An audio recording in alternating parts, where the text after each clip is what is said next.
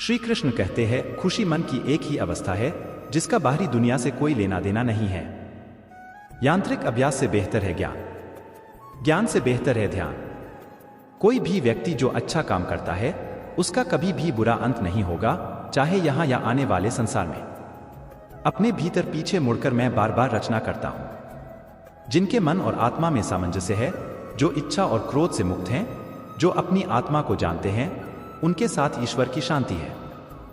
हम वही देखते हैं जो हम हैं, और हम वही हैं जो हम देखते हैं। जो हुआ अच्छा हुआ, जो भी हो रहा है वो अच्छा ही हो रहा है, और जो होगा वो भी अच्छा ही होगा। बुरे कर्म करने नहीं पड़ते हो जाते हैं, और अच्छे कर्म होते नहीं करने पड़ते हैं। क्या गया है तुम्हारा जो तुम रोते हो? तुम इस संसार में क्या लाए हो जो तुमने खो दिया? तुमने क्या पैदा किया जो खो दिया? क्योंकि तुमने जो भी लिया यही से तो लिया, जो भी दिया यही पर दिया। आज जिसे तुम अपना कह रहे हो कल किसी और का था, और परसों किसी और का होगा। फिर क्यों रोते हो? परिवर्तन ही इस संसार का नियम है। यह प्रकृति है जो सभी गतियों का कारण बनती है। अहंकार से मोहित मूर्ख उस धारणा को धारण करता है जो कहती है मैंने किया। गर्मी और ठंड, सुख और दर्द की भावना इंद्रियों के अपनी वस्तुओं के संपर्क के कारण होती है। वे आते हैं और चले जाते हैं चिरकाल तक। आपको उन्हें स्वीकार करना चाहिए। पूर्ण लगन के साथ अपना कार्य करो, लेकिन उसके फल की इच्छा मत करो, क्योंकि जब आप फल की इच्छा करते हैं तब कहीं न कभी आप अपने कार्य में पूर्ण रूप से समर्पित नहीं हो पाते। गति के लिए चरणों पर ध्यान देना आवश्यक है, किंतु प्रगति के लिए सदैव आचरण पर ही ध्यान देना चाहिए। प्रकृति द्वारा निर्धारित कर्तव्य का पालन करते हुए व्यक्ति ने कोई पाप नहीं किया। जिसका मन उसके वश में नहीं है, उसके लिए उसका मन शत्रु के समान है। वो मूर्ख हैं जो प्रेम को बकवास कहते हैं। प्रेम इस दुनिया की जड़ है जिससे दुनिया बनी है। अपनी इच्छा की शक्ति से अपने आप को नया आकार दें। अपने आप को कभी भी स्वेच्छा से नीचा न होने दें। बुद्धिमान अपनी चेतना को एकीकृत करते हैं और कर्म के फल के प्रति आसक्ति को त्याग देते हैं।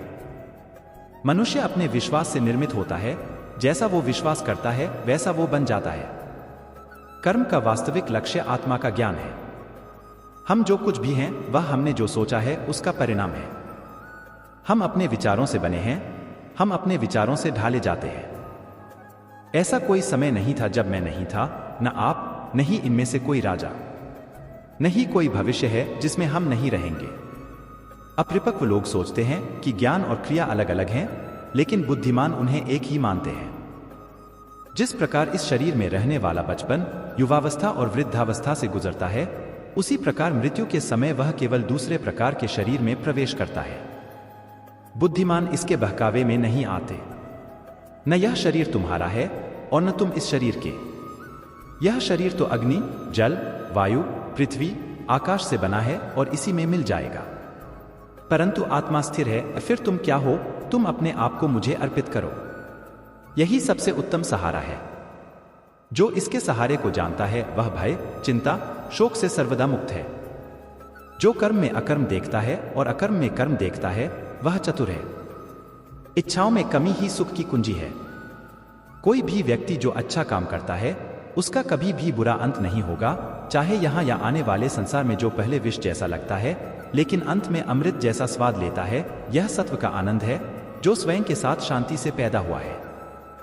उम्मीद ही आपको रिश्ते में कमजोर बनाती है।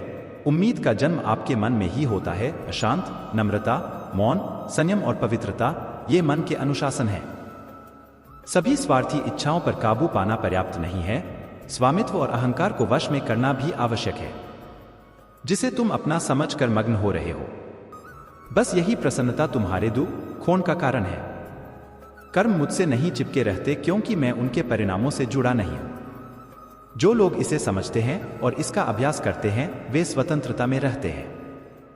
जो मनुष्य प्रकृति के गुणों से अनासक्त है और जो पूरी तरह से दिव्य ज्ञान में स्थित है, उसका कार्य पूरी तरह से परात्परता में विलीन हो जाता है।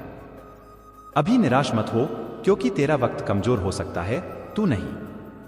भले ही दुर्बलता ईश्वर द्वारा दी जाती है, लेकिन गरिमा मनुष्य के मन को स्वयं निर्मित करती है। अंत में सभी आत्माओं को परमात्मा में मिल ही जाना है। यही तो आत्मा का अंतिम लक्ष्य है। सभी जीव मुझ में है और मैं सभी जीवों में हूं। तुम्हारे कर्म ही तुम्हारे भाग्य के निर्माता है। तुम्हारा मोह ही तुम्हारे दुखों का महान कारण है। आज वो तुम्हारा है, कल वो किसी और का होगा, इसलिए व्यर्थ का पछतावा मत करो। वर्तमान में जीना और उसका अनुभव ही जीवन है।